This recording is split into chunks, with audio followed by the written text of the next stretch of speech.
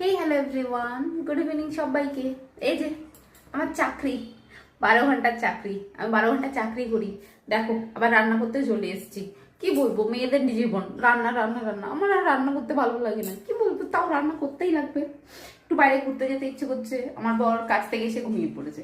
ওই জন্য আমি আমার মতো একটু ভাবছি তোমাদের সাথে গল্প করি। তো এই যে বাইরে রাখো, তোমাদেরকে দেখাতে পারছি না, খুব সুন্দর চাঁদ উঠেছে। আজকে তো পূর্ণিমা, তাই খুব সুন্দর চাঁদ, বাইরে আলো।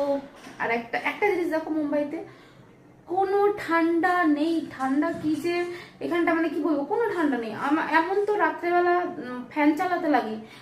আমি তো কালকে দিনের বেলা ফ্যান চালিয়েছি, রাত্রেবেলাও ফ্যান চালিয়েছি, এত গরম কি বলবো। আর মশা, এই যে দেখো জ্বালাটা বন্ধ করে রাখতে হয় সব সময়। আর প্রচন্ড মশা এখানটায়, জানো।